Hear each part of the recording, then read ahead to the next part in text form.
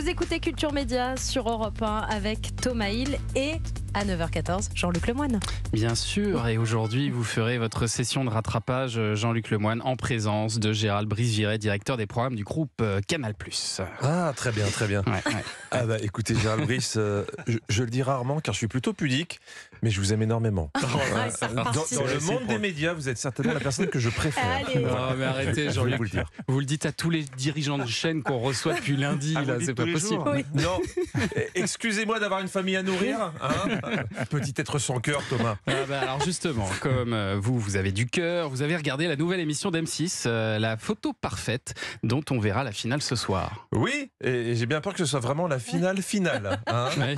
Parce que la semaine dernière, je dis pas que peu de gens ont regardé, je dis juste qu'il y avait plus de monde à mon anniversaire.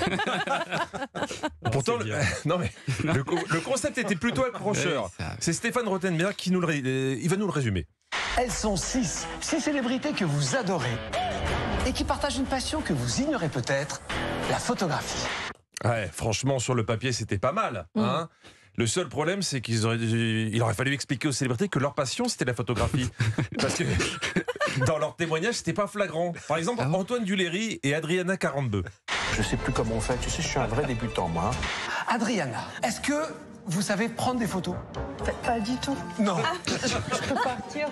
Oui, la tu sens passion. pas la grosse passion dévorante non plus. Hein.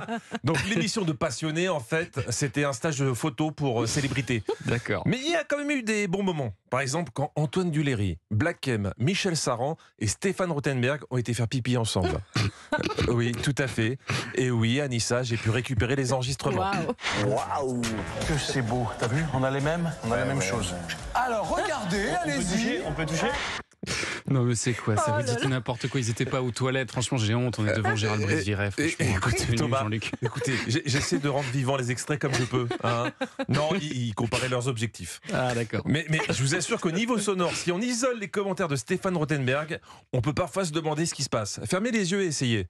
Bon, je sens que vous avez hâte de commencer. Je vous vois déjà frétiller.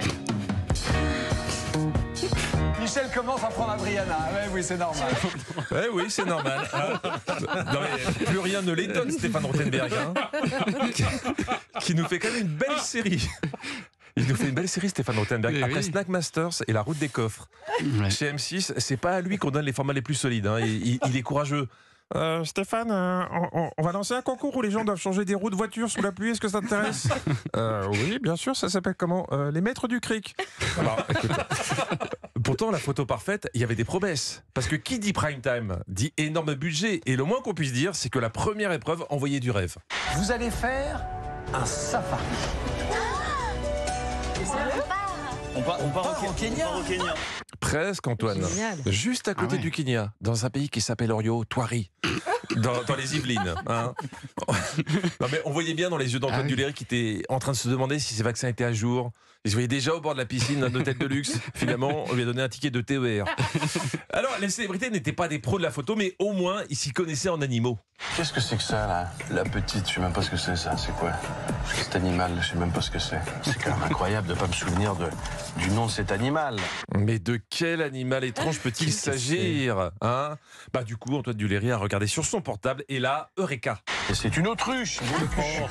Ah, l'autruche. Ah oui. Ah oui, c'était difficile. C'est l'autruche. Non, à la régie, je parle de l'autruche, l'animal, pas le pays. Hein, Mais Antoine Duléry ne se souvient pas non plus de la prononciation de smartphone. Je suis absolument nul en photo, je n'en ai jamais fait, à part évidemment, comme tout le monde, avec un smartphone.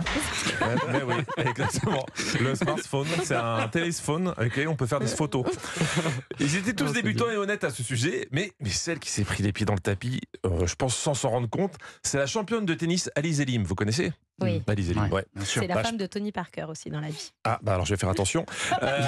Non, je pense qu'elle voulait dire mon niveau en photo, c'est 0. Mais dans l'enthousiasme, elle a dit ça. Je vous promets que c'était diffusé comme ça. pour tester, essayer de prendre mes copines en photo, etc. Mais mon niveau en technique, c'est 0. Je ne connais rien du tout. C'est gênant pour une fille qui a fait Roland Garros. C'est embêtant. Non, mais tout est possible dans cette émission. Denitsa Ikonomova arrive même à communiquer avec des autruches. J'ai passé beaucoup de temps avec elle, c'était une longue conversation. Écoutez, quand on entend des gens parler avec des autruches, je crois qu'il est temps d'aller se coucher. Il est temps, effectivement. Merci beaucoup et bravo Jean-Luc Lemoyne, et à demain pour une nouvelle session de rattrapage pour les amateurs de photos. Quand même, il y a le deuxième et donc dernier numéro ce soir sur M6. Mais maintenant, on a envie de regarder du coup. Oui, ça nous a donné envie et on verra les audiences demain avec Julien. Ça va cartonner demain.